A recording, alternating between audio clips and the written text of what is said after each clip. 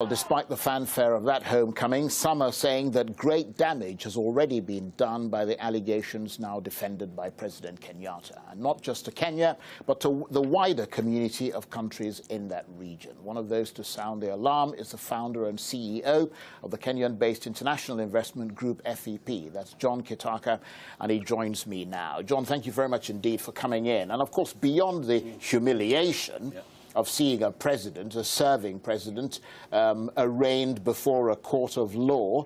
What impact is this having on businesses there? I mean, your organization helps to expand Kenyan businesses both regionally and internationally. What would you say, if any, impact has been had on business there? Thank you. We can't ignore there is some impact. But for us, it is business as usual, because the president has said very categorically, this is a personal matter. And it is president himself who is accused. But Kenya as a country is not accused. Well, I mean, the point, of course, is that it doesn't matter what he says. It's also the reaction of the markets, which are fairly independent of the president. I mean, what sort of impact do you think this will have on potential investors, on business generally? I mean, people wanting to do business there. The fact that, you know, there is the sense now that you know, the country could potentially become destabilized if the president is found guilty.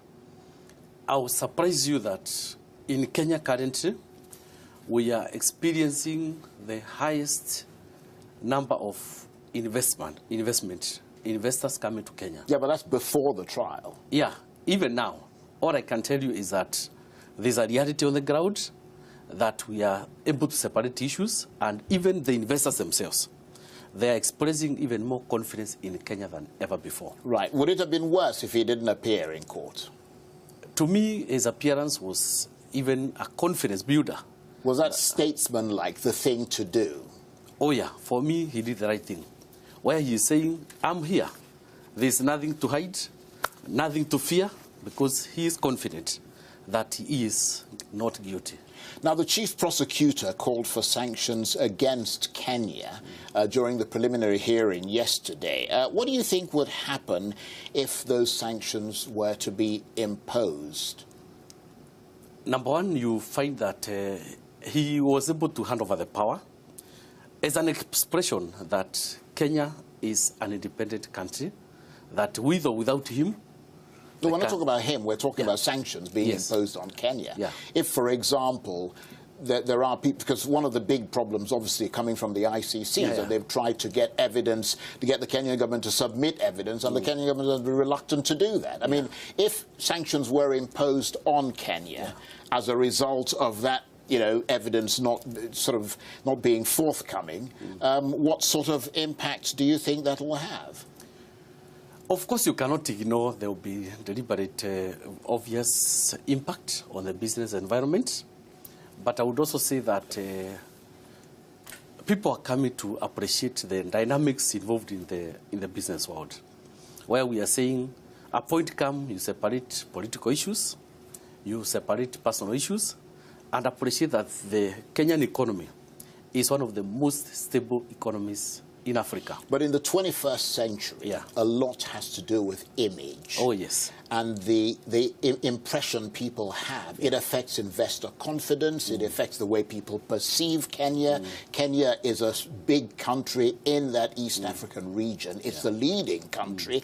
And its stability is absolutely crucial for the East African region.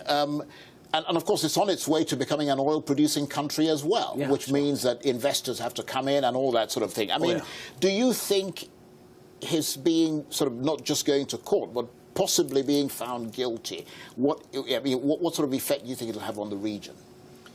I would say that the issue of the president being found guilty, it will have obvious repercussions. But I think one of the things you must appreciate is that at the moment, we have more investors, even as we talk now, coming to Kenya than ever before. Yeah, but the point is that the Yeah. world is watching this. Yes. Okay, and as they watch it, obviously, as it unfolds, they're going to be watching Kenya's reaction. There's going to be more pressure from the ICC prosecutor on Kenya to submit evidence. If Kenya refuses to do that, this is taking place in the Netherlands, which is a country that is well known for standing up for human rights, even if sanctions are not imposed. Do you think the perception of Kenya is going to change to the extent that it affects business with Kenya? I would say not exactly. One, you appreciate that there are created perceptions, but there's a reality on the ground. And that's why I can say, me being in the private sector, I can confidently say that the world has come to know that there's a difference between the created perceptions and the reality on the ground. How important? And that's why, as much as there's so much going on, when you come to the ground, I can tell you the Kenyan economy is on the upturn. How important is foreign investment to Kenya? Quite important, because Kenya is now running into the second world economy. And I would say that for us, that foreign investment and even the investor confidence is very important for every economy.